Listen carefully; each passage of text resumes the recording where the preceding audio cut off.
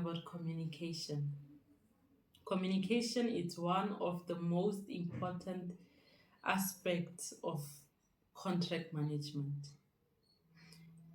In the absence of communication, we are exposed to a bigger risk, right? We are exposed to disagreements, to claims, to compensation events, to disputes. So now, when we are in the holiday season like we are now, the question to be asked is, if there's a scope change that is required, how are we going to address it? If there's a variation that is required, how are we going to address it?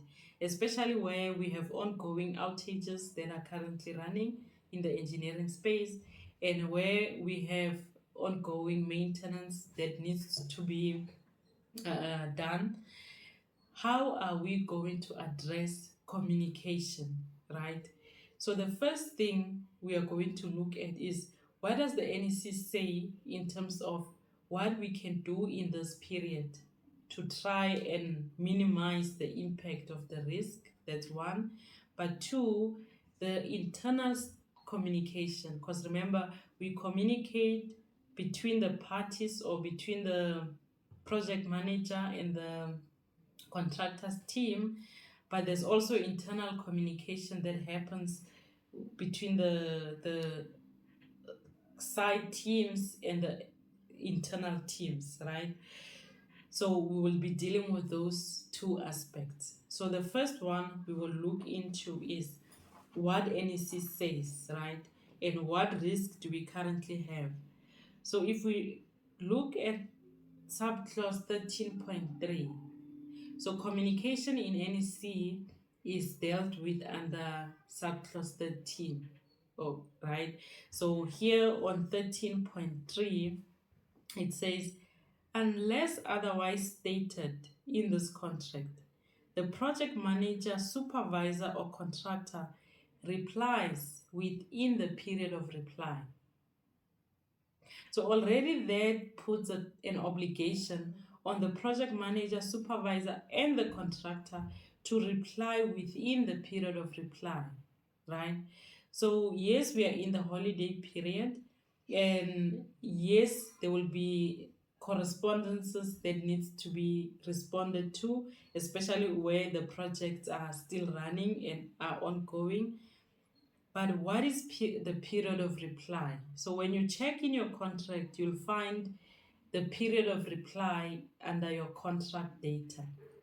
Some contracts requires 1 week, some contracts require 2 weeks, some contract it varies, right? So you will have to look into your contract. What is the specified period of reply for your contract? So period of reply also means the implications of it.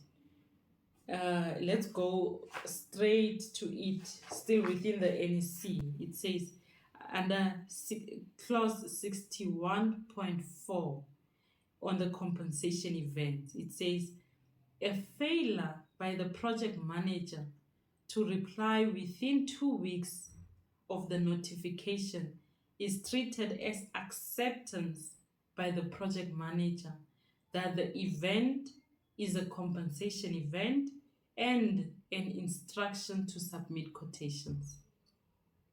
So as the project manager, you went on leave, and then for whatever reason, you could not or did not delegate someone to stand in and deal with the correspondences as they come.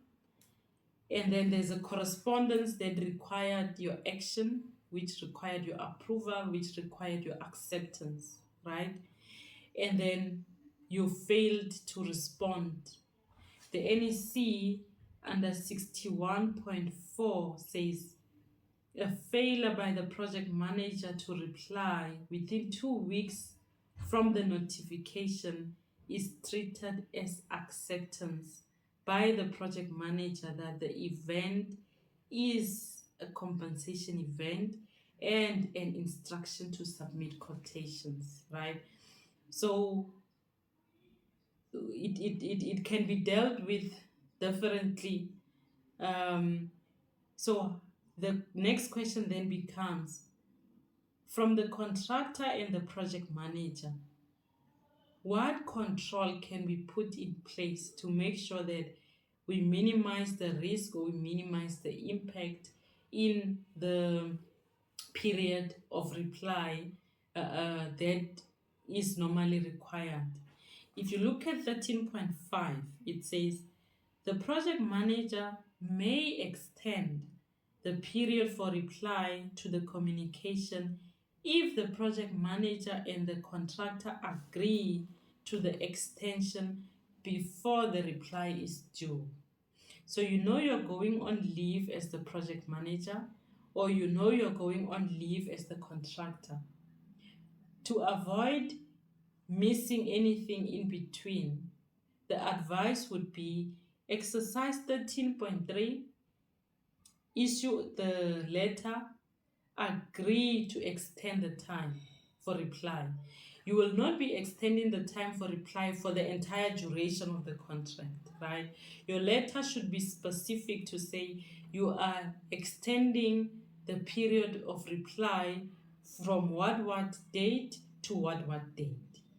And then beyond the date where everyone is back, it goes back to the normal period which is specified in the contract. If it was 1 week, it goes back to 1 week. But if we know that for the next 3 weeks or for the next 4 weeks, there will be no one, then it just makes sense to say, how do we cover or protect ourselves from having things being done as 61.4 states, where it says it can be deemed to be an acceptance and it can be deemed to be an instruction to submit quotations, right? So protection for one is on 13.5, agree on the period for reply, put it in place. So this doesn't only apply to communication, because remember, if we've been having a dispute, for example, that has been ongoing, and within that dispute, normally there's a timeline or there's a timetable that is drawn up to say the dispute will run according to this, who will respond, who will issue this, and as and when the adjudicators require more information, that back and forth, there must be someone allocated to look into that, right? But let's say the parties come to an agreement to say, from my team in December and January, I will not be having someone to have an eye on this who will be responding, right? And the contractor also says, also in my team, I will not be having someone in this next 3 weeks or 4 weeks who will be able to look into this matter, right? So how do we then close it up? The parties can agree to the extension to say, between this date and this date, we are moving the period by this, right? That puts a protection on both parties, because remember, when we are working with the NEC, it goes back to that 10.1. Yes, we understand that sometimes the 10.1, which speaks to mutual cooperation, mutual trust and cooperation between the parties. So hence you will see within most of the NEC clauses, it will speak to the parties will agree, or the parties must agree, or the parties must discuss. The same with the early warnings, where it gives the employer a right to issue an early warning if they foresee a risk, but it also gives the contractor the right to an early warning if they foresee a risk, right? So it works on this mutual thing where either party can bring an issue to the table and can communicate it in the spirit of finding a common solution for all, right? So in that way, it limits or reduces most of the frictions that happen if that cooperation between the parties does not exist, right? So hence, one of the items that is required in terms of communication from the contractor's team is also to say, when you foresee things or when you are planning for some of your scope, and you can pick up that there is certain material, for example, that you are still waiting for from the employer. You don't wait until the last day where now you need the material to say, I need this, right? While we are planning, because it always goes back to this thing of saying, what would an experienced contractor have done, right? What would have an experienced contractor done differently, right? So it also goes back to the spirit of mutual cooperation to say, if you are planning for the works as the contractor and you can foresee something and you are not bringing it to the table, it becomes a challenge later on when you want to rely on it to say, I was waiting for this for so long, but the employer's team can also come and say, yeah, without getting into much of those.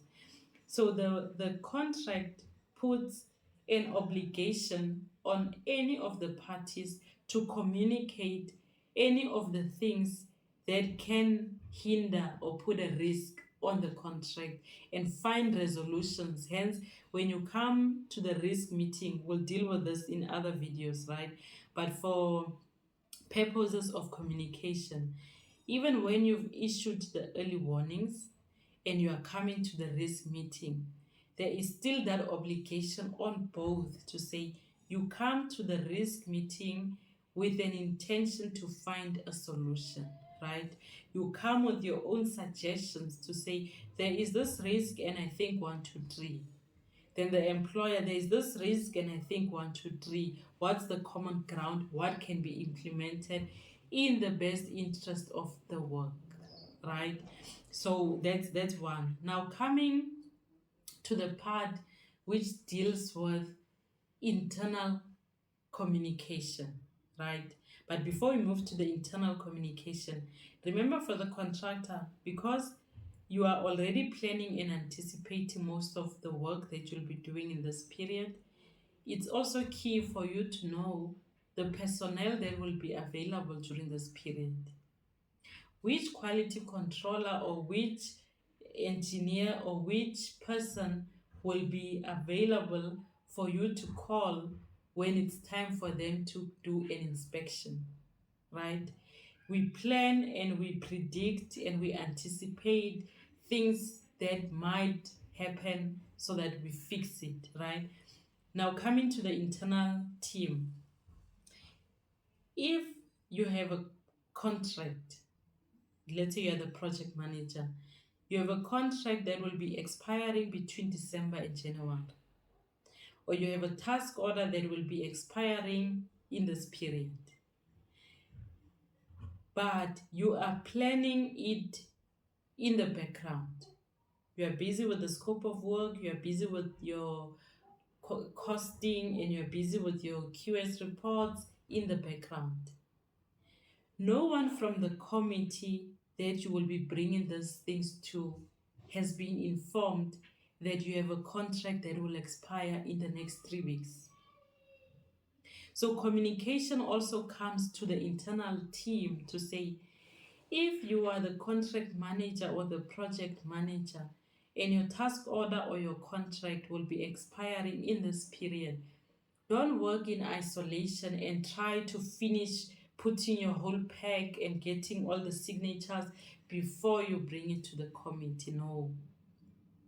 What you do is you approach the secretariat of whichever committee. It might be the tender committee, it might be the design change committee, it might be the compensation and events committee, whichever committee that you will need to implement your change in the coming 4 weeks or so. You approach the secretariat and say, I have this contract which will be expiring, or this task order which will be expiring, or this scope change that I need to be implemented. I'm still finalizing my pack. I'm still short of a few signatures, but please try to find ways to say there will be a committee or there will be an ad hoc that can sit and look at my matter even during this period, right? So that once you are ready with all your signatures and everything else that you are working on, once you are ready, at least there is an ad hoc that can be called to look at your thing and either accept it or reject it, right? But you would have communicated to the secretariat, who would have communicated to the committee to say, take note that we are going on a break. However, there are this list of contracts that will expire. There are this list of task orders that will expire. I have so and so who says they are busy still finalizing some of the signatures. So the committee might be called to come and sit on this matter, right? So it allows or it gives the committees also a chance, or whoever the approval teams, the chance to plan and say, okay, for us to reach a quorum, because remember, most of the tender committees or most of the approval committees will not be able to sit if they don't meet a quorum, right? So if you're working alone there and you haven't communicated to anyone that you have issues and your things will expire and what the impact is on the project should those expire or not be renewed, right? But if you communicate, they can also plan in terms of who are those that will be available, who can be called on a short space to just come sit on those that are expiring, so that they either approve them or they reject them, right? But it's one thing to work on your own, then when you submit, there's no one to look at your submission, and then your task orders are not getting approved, right? Or your contract then lapses because there was no one to look at it. But when you reverse back and check, it's not because the committee could not commit to coming, but possibly because no one informed the secretariat to also make a backup plan to say who from those can still come and sit on the matter so that things can still operate and run even during this period. The same with the contractors team.